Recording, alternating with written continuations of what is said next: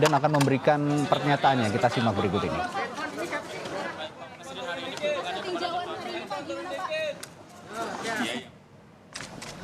Ya, yang pertama tadi pagi sudah saya sampaikan, penyelamatan, evakuasi itu yang pertama.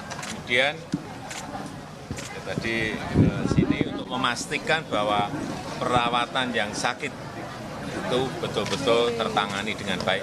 Memang di awal ada 741 pasien, sekarang tinggal 24. Yang lain sudah sebagian dipulangkan, sebagian juga dirujuk ke Bandung maupun ke Jakarta untuk yang kasus-kasus berat, ke Sukabumi untuk yang kasus-kasus berat. Saya rasa saya melihat penanganan di sini baik, yang berat itu rujuk itu juga baik, kemudian yang sudah sembuh juga diperbolehkan untuk pulang. Pak, izin Pak, posko pengungsian kan tersebar di banyak lokasi, Pak, tidak hanya di satu titik saja. Itu sulitnya mendistribusikan logistik, kemudian juga mengevakuasi karena titiknya banyak sekali. Kenapa hari Selasa pagi saya sampaikan gunakan heli kalau diperlukan, karena memang titiknya terlalu banyak, medannya juga naik turun gunung yang juga tidak mudah.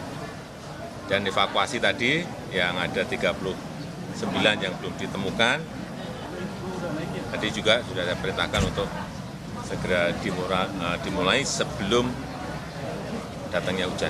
Semoga nanti semuanya bisa segera tertangani, kemudian kita bisa konsentrasi ke rehabilitasi kembali, karena ini kelihatannya gempanya sudah agak mereda. Ya, saya itu, evakuasi juga sangat menyulitkan Pak, karena tanah juga cenderung bahaya. Gimana Pak?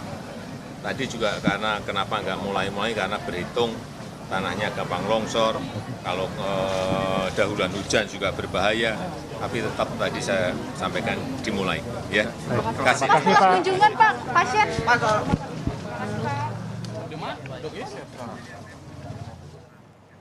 Ya, Joko Widodo tadi sepertinya memang sudah menerima laporan, Presiden tadi sudah menerima laporan dari sejumlah instansi atau lembaga terkait. Yang pertama soal penyelamatan, evakuasi, dan juga fokus untuk menyembuhkan korban luka. Itu dulu yang ditekankan oleh Presiden untuk penanganan pasca bencana gempa di Cianjur ini. Lalu tadi juga Presiden mendapat laporan bahwa banyaknya titik yang belum bisa dijangkau oleh tim evakuator maupun penyampai bantuan. Karena itu Presiden terus menginstruksikan agar penggunaan helikopter dapat bisa dioptimalkan. Karena mengingat medan yang cukup sulit, pertama medan yang cukup sulit sebelum gempa juga memang medannya cukup sulit, ditambah peristiwa gempa yang mengakibatkan pergeseran tanah maupun tanah longsor, ini makin menyulitkan tim evakuator maupun pemberi bantuan untuk menyampaikan bantuannya dan melakukan pencarian korban yang seperti dikatakan Presiden Joko Widodo masih ada 39 orang yang belum ditemukan. Mohon maaf. Dan tadi Presiden juga menekankan bahwa perawatan di Rumah Sakit Umum Daerah Sayang yang awalnya 741 orang ini cukup membludak karena kapasitas Rumah Sakit Umum Daerah Sayang juga tidak sebanyak itu sebenarnya. Karena itu mereka membangun tenda-tenda darurat di luar bangunan rumah sakit. Namun saat ini secara signifikan jumlahnya berkurang, hanya tinggal 24 orang saja yang punya luka ringan seperti yang dikatakan Presiden tadi. Dan Presiden mengungkap tadi sebagian besar ini sudah dirujuk ke Jakarta, lalu Bandung, serta Sukabumi dan juga daerah-daerah penyangga di sekitar Kabupaten Cianjur yang memiliki fasilitas medis lebih baik, lebih lengkap dari Rumah Sakit Umum Daerah Sayang di Cianjur, Jawa Barat. Tadi juga Presiden menekankan untuk evakuasi 39 orang yang masih belum ditemukan hingga saat ini. Ini harus fokus terus dilakukan karena tantangannya bukan hanya waktu namun juga alam. Karena saat ini curah hujan di Cianjur cukup tinggi sehingga sebisa mungkin 39 orang yang masih dinyatakan hilang ini bisa ditemukan sebelum hujan turun. Karena risiko yang timbul akibat hujan turun maupun jika memang nantinya ada gempa susulan, tentu saja tidak kita harapkan.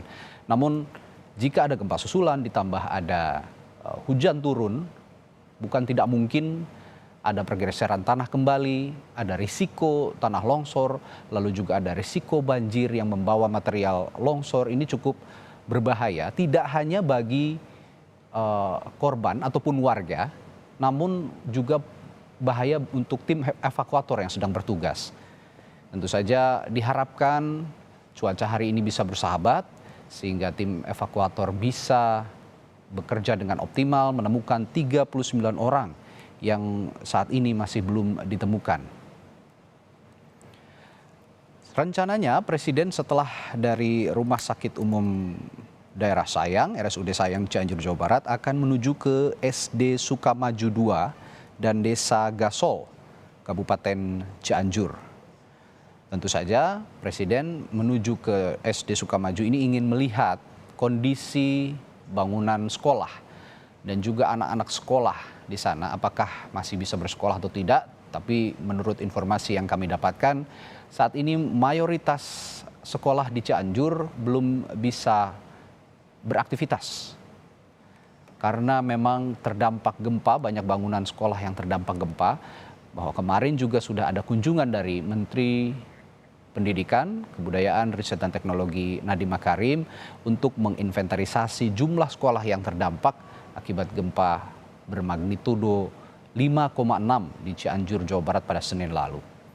Saudara, breaking news Kompas TV kami jeda sejenak. Tetaplah bersama kami.